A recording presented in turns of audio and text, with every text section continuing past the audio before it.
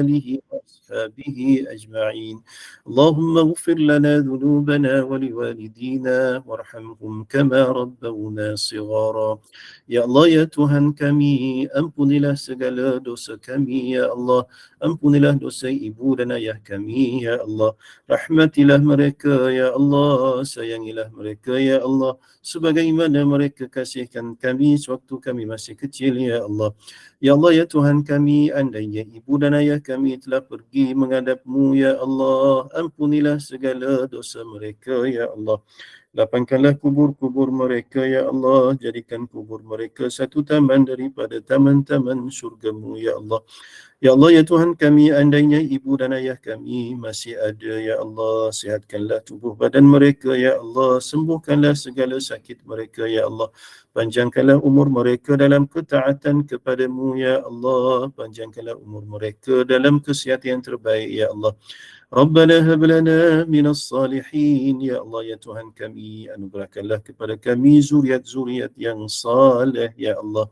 ربنا آتنا في الدنيا حسنة وفي الآخرة حسنة وقنا عذاب النار وصلى الله على سيدنا محمد وعلى آله وأصحابه أجمعين والحمد لله رب العالمين.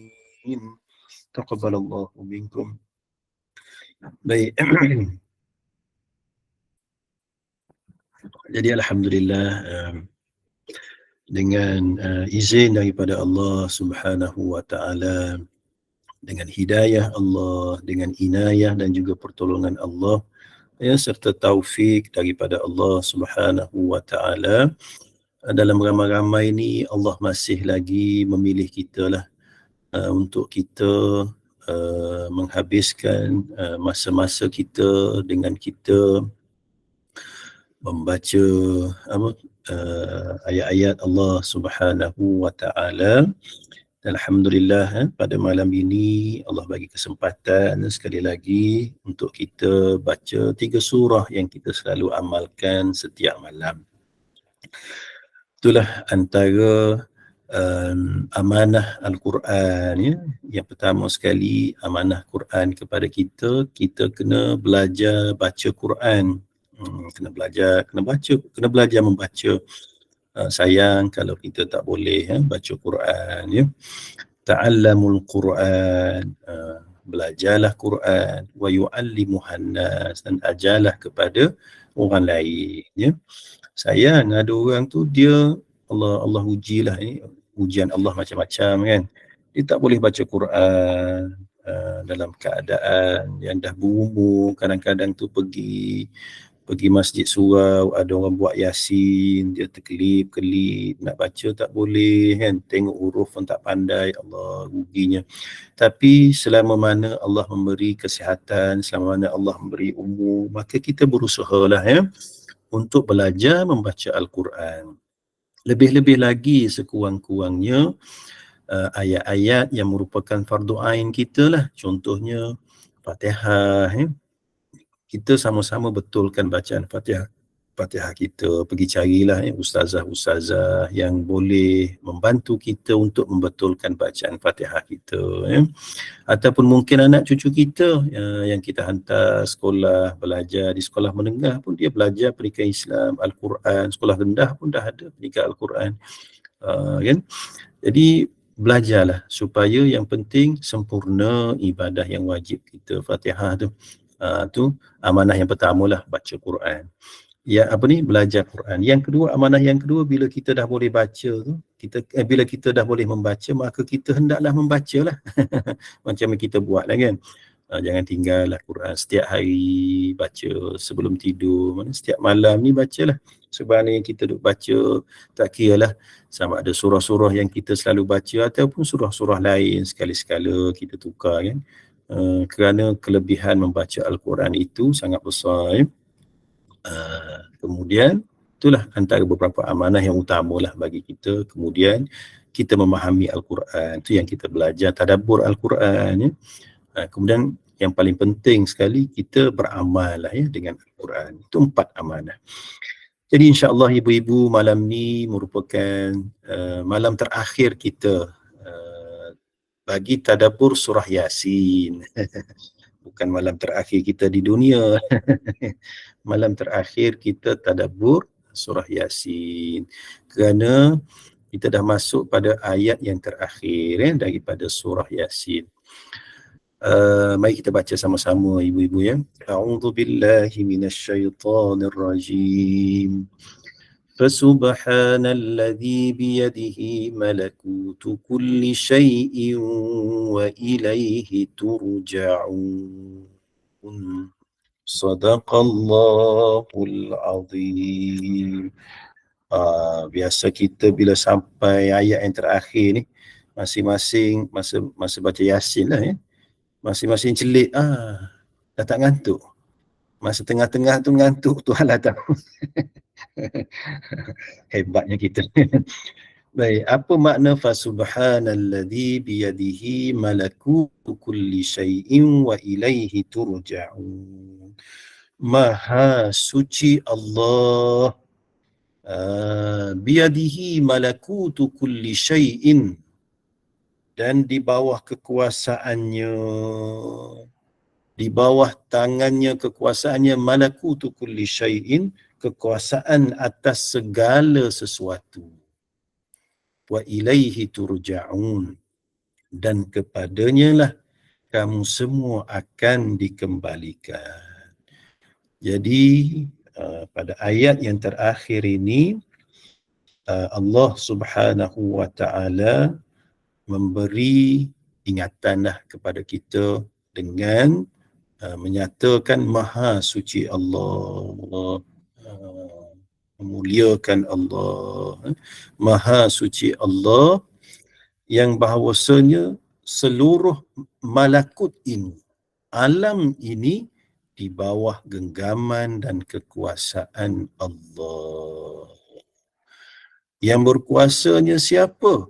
Allah. Kita tak ada apa-apa kuasa kat rumah kita pun, walaupun kita lah ketua keluarga, tak ada kuasa apa kita memegang amanah kan, di pejabat kan, kita sebagai bos pun kita ada kuasa, kita cuma menanggung amanah. Malah yang menguasai diri kita, menguasai seluruh makhluk yang nyata. Tabarakalladzi biyadihil mulk. Surah apa yang kita baca, surah Al-Mulk kan. Maha suci Allah, biyadihil mulk, di bawah genggamannya lah segala kekuasaan juga kan. Yang ini malakut. Sebab itu sebahagian daripada ulama dia membahagikan alam ini kepada beberapa alam. Cuma pandangan ini, saya sebutlah pandangan ini sebahagian yang menyebut tidak kuat ya, iaitu alam yang syahadah, alam yang nyata disebut sebagai alam mulk. Alam syahadah, alam yang kita nampak tengok, alam bumi ini sampai ke langit yang pertama, alam syahadah. Malakut, alam malaikat. Kan? Kemudian ada lagi alam alam mulk, malakut, alam jabarut. Kemudian ada lagi lah alam-alam yang lain. Dan ada pun dalam bila kita rujuk dalam tafsir Ibnu Kathir, dia sebut bahawa alam al-mulku ataupun alam malakut itu sama makna lah. Maknanya Allah yang menguasai sekalian alam ini. Kita ni sebagai hamba yang sangat lemah ya. Kita nak atur diri kita pun kadang-kala kita tak mampu, dan kita menuju ke arah kelemahan sebenarnya kan. Wa ilaihi turja'un, dan kepada Allah itulah kita semua akan dikembalikan ya. Baik, biyadihil mulk, biyadihi malakut, biyadihi malakut. Berkaitan dengan ayat biyadihi malakut, ada dua hadis lah dinyatakan dalam tafsir Ibnu Kathir berkaitan dengan baginda Nabi SAW membaca zikir dalam solat malamnya dengan memuji Allah yang memiliki alam malakut. Saya untuk malam ini saya ambil satu hadis, iaitu riwayat daripada Abi Dawud ya. Ada 2 hadis, cuma saya sebut 1 hadis lah, 2 hadis ni panjang ya. Cukup untuk kita memberi motivasi dalam kita ini beramal ibadat, terutamanya pada waktu malam lah ya. Daripada Abi Daud, riwayat daripada Auf bin Malik. Kata sahabat Nabi Auf bin Malik, dia masih remaja lagi waktu ini. Dia kata pada satu malam, dia kata aku berdiri bersama dengan Rasulullah sallallahu alaihi wasallam. Dia tengok Rasulullah sembahyang malam, dia pun ikut Nabi. Kemudian kata Auf bin Malik, beliau berdiri dan membaca suratul Baqarah. Satu rakaat baginda Nabi baca suratul Baqarah. Kan kita satu rakaat masa tarawih, kalau imam tu baca satu muka tu pun dah rasa nak pitam kita. Allah, Rasulullah ini ibadah malamnya sehingga bengkak kakinya. Kita malam-malam bengkak mata, kuat tidur. Ataupun ada juga bangun pagi, Ustaz, malam tadi bengkak kaki saya, Ustaz. Kenapa Ji? Alah, silap makan. Go out rupanya gaut. Rasulullah solat malam berdiri punyalah lama sehingga bengkak kakinya tu. Baginda Nabi. Sebagaimana riwayat daripada Auf bin Malik. Dia kata aku ikut Rasulullah sembahyang. Rasulullah takbir, baca doa iftitah, Nabi baca Fatihah, kemudian Nabi baca rakaat pertama baca suratul Baqarah. 2 juzuk lebih. Kita baca suratul Baqarah 2 jam setengah, pergi ke 3 jam. Itulah baginda Nabi berdiri. Tidak sekalipun beliau melewati ayat berkaitan dengan rahmah, melainkan beliau baginda berhenti dan memohon. Dalam suratul Baqarah tu ada ayat berkaitan meminta rahmat daripada Allah, ayat tentang rahmah Allah. Bila tiba di ayat-ayat tertentu, baginda akan berhenti sekejap daripada membaca, kemudian baginda buat apa? Baginda berdoa. Tengah-tengah baca tu berdoa. Dan tidak melewati ayat tentang seksa, melainkan beliau berhenti dan meminta perlindungan. Bila tiba ayat berkaitan dengan azab seksa Allah dalam neraka ke di akhirat ke, baginda akan berhenti kemudian berdoa minta perlindungan.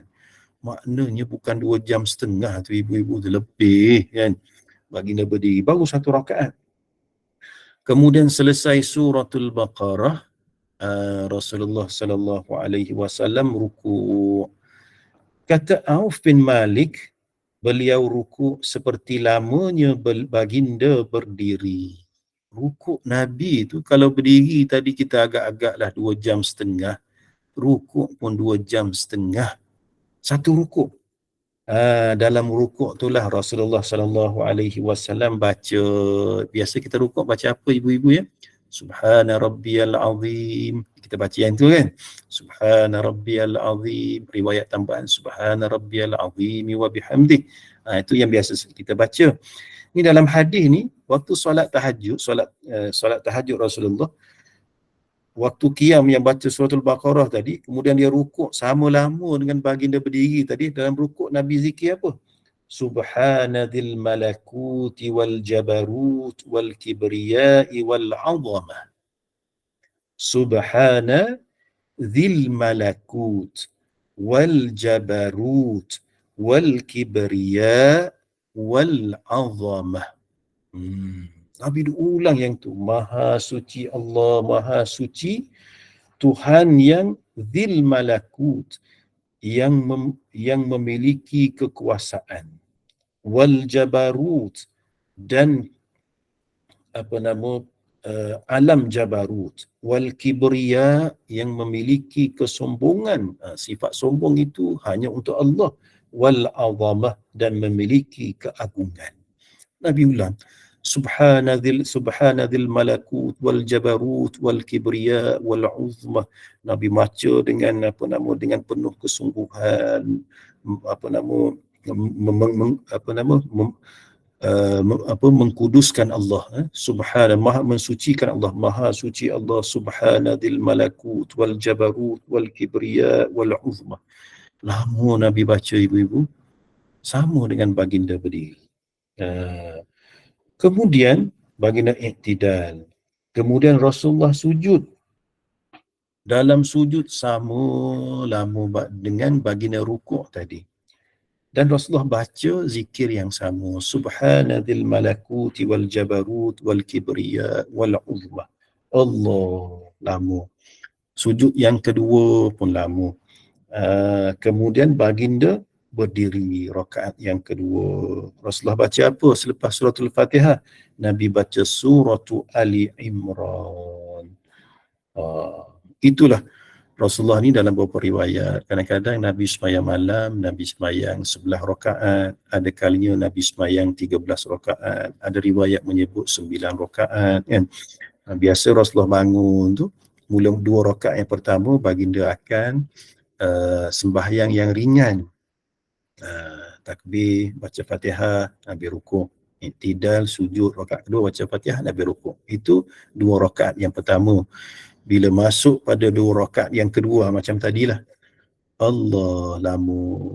Itu Rasulullah, orang yang telah dijamin masuk syurga, sehingga Sayyidatina Aisyah kata, ya Rasulullah, kesian tengok kamu ya Rasulullah, sungguh-sungguh kamu ibadah. Kemudian Ya Allah, ya Rahman. kata baginda Nabi sallallahu alaihi wasallam, afala akuna abdan syakura. Baginda beritahu kepada Sayyidatina Aisyah, tak boleh ke aku ini menjadi hamba yang bersyukur, ya. Jadi itulah ibu-ibu antara amalan yang tidak menjadi sunnah para nabi lah, para anbiya, ialah solat malam. Dan dalam solat malam ini Rasulullah sallallahu alaihi wasallam banyak memohon pada Allah. Jadi kita ialah sepanjang kita kata apa, mungkin sedikit pengalaman kan. Bila kita dah masuk 40-an, dah masuk 50-an, tengah-tengah malam tu kita akan terjaga. Biasa kita akan terjaga bila umur-umur macam ni kan. Jadi alangkah baiknya waktu kita terjaga tu tadi, sebenarnya bila kita terjaga tu, Allah telah pilih kita lah untuk kita ingat pada Allah Subhanahu Wa Taala. Kalau kita rasa sihat, kita kuat, kita bangunlah, ambil air sembahyang, kemudian kita solatlah. Kalau kita tak mampu nak solat sebagaimana Rasulullah solat tu, sebagaimana Aisyah kata, kamu jangan tanya betapa panjang Nabi baca dan betapa elok Nabi baca. Kita kata kita tak mampu, tapi sekurang-kurang kita buatlah 2 rakaat, sembahyang tahajud. Buat 2 rakaat. Bacalah surah yang kita ingat, ya. Kalau kita ingat suratul Waqiah, baca suratul Waqiah. Panjang Ustaz suratul Waqiah. Habis tu ingat surah apa? Wadduha, baca Wadduha. Tak ingat juga Wadduha. Surah apa yang Hajah ingat? Qul ya ayyuhal kafirun, Ustaz, baca Qul ya ayyuhal kafirun. Tak kira lah surah apa yang kita baca. Kemudian ambil peluang, waktu sembahyang malam itu ambil peluang untuk bermunajat dan merayu dengan Allah. Antara waktu yang mustajab doa, yang kita hampir dengan Allah, ada beberapa waktu. Waktu yang pertama sepanjang solat malam tu lah, waktu mustajab doa, 2/3 malam. Yang kedua yang power juga ialah ketika sujud. Setiap kali kita sujud, kita sembahyang sunat ni, kita sujudlah lama-lama. Dalam sujud tadi, selain daripada kita baca subhanadzil malakut wal jabarut wal kibriya wal uzmah, kita berdoa. Apa sahaja hajat kita. Saya ambil contoh mudah lah, guide yang mudah kan. Katakanlah kita mampu buat 2 rakaat. Bila kita kata 2 rakaat, kita ada berapa kali sujud ibu-ibu? Ada 4 kali sujud. Betul kan? 2 rakaat, 4 kali sujud. Sujud yang mula-mula tu, lepas kita baca tasbih, lepas kita baca zikir masa sujud tu, kita berdoa. Doa apa mula-mula? Saya bagi cadangan. Tak sebenarnya macam ni kan. Cuma untuk mudah, untuk kita senang buat. Kita berdoa keampunan. Keampunan. Ya Allah, ampunlah dosa aku, ya Allah. Baca dalam hatilah. Jangan menjerit-jerit pula. Ya Allah, ampun, terkejut suami. Orang sebelah pun terkejut. Baca dalam hati kita, ya Allah, ampunlah dosa aku. Ya Allah, merayu ya Allah, aku ni banyak dosa. Ya Allah, janganlah kamu azab aku kerana dosa aku. Ya Allah, janganlah kamu matikan aku sehingga sebelum daripada kamu ampunkan segala dosa aku. Ya Allah, aku menyesal. Ya. Kita minta ampun. Sujud yang pertama. Lama pun tak apa. Setengah orang kita ni kita ingat berdoa tu sujud yang terakhir. Bukan, setiap kali sujud mustajab doa, ya. Sujud yang kedua, kita minta ampun untuk mak ayah kita, suami kita, anak-anak kita. Lama-lama kita minta dengan Allah. Masuk rakaat kedua, sujud yang ketiga, kita mohonlah apa sahaja hasrat kita, kehendak kita, ataupun mungkin kita diuji dengan macam-macam ujian yang kita rasa berat, ujian tersebut. Jadi kita minta dengan Allah Subhanahu wa ta'ala supaya Allah bantu kita lah selesaikan ujian. Allah bantu macam-macam. Sujud yang terakhir, mintalah segala kebaikan, benda-benda yang baik, mintalah dengan Allah Subhanahu wa ta'ala. Waktu sujud, waktu yang sangat mustajab doa. Yang kedua dalam solat malam ini, bila lagi waktu yang power untuk mustajab doa? Waktu sebelum daripada kita bagi salam. Kan? Bila masa sebelum bagi salam? Masa lepas baca tahiyat. At-tahiyyatul mubarakatus salawatut tayyibatu lillah. Assalamu alayka ayyuhan nabiyyu wa rahmatullahi wa barakatuh. Assalamu alayna wa ala ibadillahis salihin. Ashhadu an la ilaha illallah wa ashhadu anna Muhammadar Rasulullah. Itu tahiyat akhir. Allahumma salli ala Muhammad, selawat ke atas Nabi. Kalau sembahyang fardu dia akan jadi sunat abad. Wa ala ali Muhammad, selawat kata Allahumma salli ala Muhammad, rukun solat juga, selawat kata Nabi, selawat kata keluarga Nabi, sunat abad. Selepas selawat Ibrahimiyah, kita berdoa.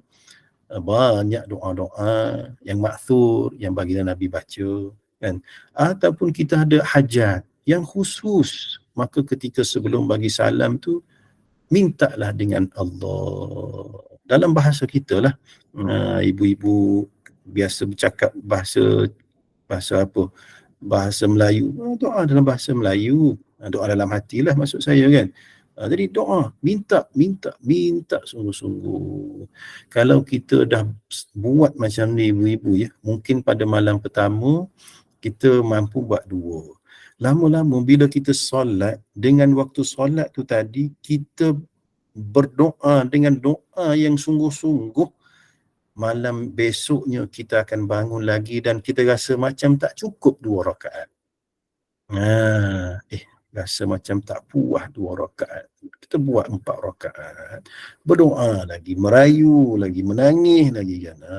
Insya-Allah, ya. Kita minta dengan Allah itu Maha penerima doa. Wa idza sa'alaka 'ibadi 'anni fa inni qarib, dalam surah Al-Baqarah. Apabila hamba aku bertanya tentang aku, kamu bagi tahu aku ni hampir dan dekat dengan kamu. Ujibu da'watad da'i idza da'an. Aku akan ijabah, aku akan terima apa sahaja permintaan kamu ke atas aku apabila kamu berdoa. Jadi mintalah dengan Allah. Kita minta dengan Allah tu tadi, kita dah dapat pahala minta. Kita dah dapat pahala berharap dengan Allah. Kadang kita kata, Ustaz, saya dah minta lama, daripada zaman bujang sampai dah ada cucu, tak dapat lagi, kan. Ada doa yang kita minta dengan Allah, Allah terus bagi, kita pun dapat rasa dan kita pun selalu lalui. Kita berdoa, terus dapat. Ada kali yang kita berdoa hari ni, besok baru dapat. Pun pernah berlaku kan pada kita, kan, Hajah, kan. Ada kalinya kita berdoa hari ni, bulan depan baru Allah bagi, pun ada. Ada kalinya kita berdoa hari ni, 2-3 tahun baru kita dapat. Ada kalinya kita berdoa hari ni, masa ni kita tak dapat, anak kita yang dapat. Maka Allah yang Maha Hakim, yang Maha Bijaksana, seolah-olah apa yang kita minta Allah terima, Allah genggam dulu dan Allah akan lepaskan satu persatu mengikut kebijaksanaan Allah pada waktu yang paling tepat. Ada kalanya kita rasa kita nak sekarang, tapi bagi Allah yang Maha Bijaksana, kalau dia bagi sekarang mudarat kita, lalu dia bagi selepas 10 tahun, kan. Masa dia bagi tu kita rasa, inilah waktu yang sebenarnya aku perlu. Kan? Ada kalanya ibu-ibu ya, Allah tak bagi waktu atas dunia, tapi Allah bagi di negeri akhirat. Bila Allah bagi ni akhirat, ketika amalan kita ditimbang, ya Allah, rupanya berat amalan buruk kita ni, amalan baik kita ni, ingat, maka macam mana nak selamatkan kita? Rupanya Allah bagi dalam bentuk pahala. Ditimbangnya pahala berharap kita dengan Allah, pahala doa kita dengan Allah. Akhirnya timbangan amalan kebaikan memberati, lebih berat daripada amalan keburukan kita, maka syurgalah kita. Oleh yang demikian, bila kita meminta sesuatu dengan Allah, bersangka baiklah dengan Allah, dan berulang-ulang kali kita minta, terutamanya ketika di tengah-tengah malam, 2/3 malam, minta dengan Allah. Kerana baginda Nabi SAW, kan, sebagaimana hadis yang saya baca riwayat pada Abi Daud ini, Allah, baginda Nabi, tekunnya ibadah malam Rasulullah SAW. Jadi mudah-mudahan ya, kita pun berazam, kita pun berusaha ya untuk menambah amal baik kita, pengharapan kita dengan Allah, terutama pada waktu-waktu tengah malam bila kita terjaga. Katakanlah ada yang kata, yang Ustaz, saya bangun tengah malam tak larat lah Ustaz, nak pergi ambil air semayang macam mana. Baik, kalau tak larat nak ambil semayang, berdoa. Atas katil berdoa, ya Allah, ya Tuhanku, ampunilah segala dosaku, ya Allah, taubat dan banyakkan istighfar. Kerana waktu yang paling afdal kita beristighfar ialah pada waktu sahur. Wa minal ashari hum yastaghfirun. Kan? Dan pada waktu sahur mereka itu istighfar kepada Allah. Kita nak duduk atas katil, sebut astaghfirullah dalam hati, biar berkesan, biar berbekas, ya Allah, ampunlah dosa aku, ya Allah. Ya Allah, aku tak larat dan nak bangun, ya Allah, tapi aku nak minta ampun padamu, ya Allah. Jadi kita sama-sama usahakan, ya ibu-ibu, ya. Jadi itulah. Kerana apa? Wa ilaihi turja'un, dan kepada Allah itulah kita semua akan dikembalikan. Dan kita akan kembali kepada Allah. Tunggu masa je kita, kan. Bukan syarat kita dah tua untuk kita pergi menghadap Allah. Orang muda pun ramai. Bukan syarat kita sakit, orang sihat pun pergi, kan. Jadi itulah. Kerana bila kita tahu, bila kita pergi menghadap Allah, kita akan tinggalkan segala kemewahan kita, segala yang kita duduk cari atas dunia. Yang kita bawa satu je, amal soleh kita, ialah termasuk iman kita lah, kan. Maka perbanyakkanlah amal soleh kita. Ada kita kata, sikitnya amal soleh tak dapat lah kita masuk surga. Bukan. Kita buat amal soleh tu, kalau kita amalan kita memang tidak layak untuk kita dapat syurga, kita ke syurga dengan rahmat dan kasih sayang Allah. Tapi amalan soleh itulah sebagai tanda kita hamba kepada Allah Subhanahu wa ta'ala. Mudah-mudahan Allah memberi belas kasihannya kepada kita. Jadi itulah, ya ibu-ibu, ya, tadabbur satu ayat yang terakhir daripada surah Yasin pada malam ini, ya. Mudah-mudahan adalah sedikit manfaat yang boleh sama-sama kita ambil daripada surah Yasin yang kita sama-sama baca dan sama-sama tadabbur sehinggalah ke malam ini, insya-Allah. Jadi saya serahkan kembalilah, ya, kepada Ustazah Musliah untuk penutup dan sebagainya. Silakan Ustazah. Alhamdulillah, saya ingin mengucapkan tahniah kepada seramai 137 orang jemaah pada malam ini, ya, yang begitu tekun mengikuti kelas kita pada malam ini. Dan kita telah pun, untuk pengetahuan semua, kita telah pun menggunakan usia kita pada hari ini selama 25 minit saja untuk membaca 3 surah di bawah pimpinan Al-Fadil Ustaz Nur Razi. Itu saja dah, kita hanya mengambil masa 10 minit, Al-Waqi'ah selama 9 minit dan Al-Mulk selama 6 minit. Alangkah indahnya, hanya 25 minit untuk 3 surah. Dan kita telah pun mengikuti 35 minit tadabbur. Jadi betapa indahnya kita telah menggunakan masa dan usia kita pada hari ini. Semoga ianya diteruskan dan dengan pesanan-pesanan yang Ustaz pesan itu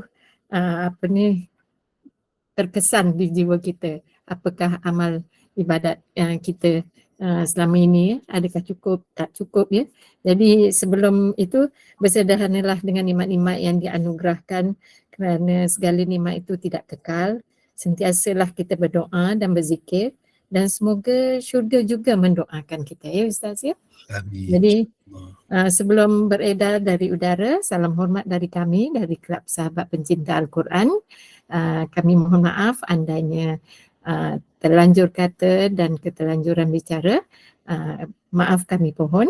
Dan sebelum berakhir, mohon Al-Fadhil Ustaz untuk menangguhkan majlis dengan tasbih kafarah dan suratul As. Silakan Ustaz. Baik, terima kasih Ustazah ya. Kita tangguhkan majlis kita pada malam ini, mudah-mudahan dikira sebagai amal soleh kita di sisi Allah, memberatkan timbangan amalan baik kita di akhirat insya-Allah dengan tasbih kafarah dan suratul Asri.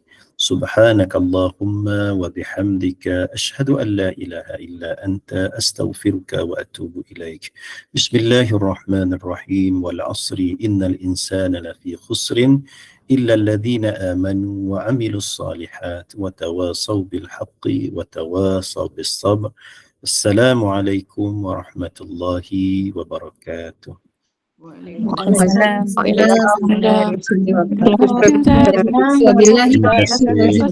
kasih semua.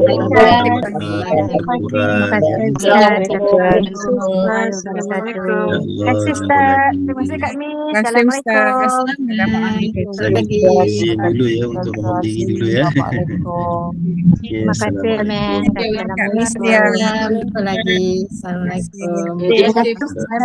Assalamualaikum. Assalamualaikum. Terima kasih Ustaz. Terima kasih Ustazah. Assalamualaikum.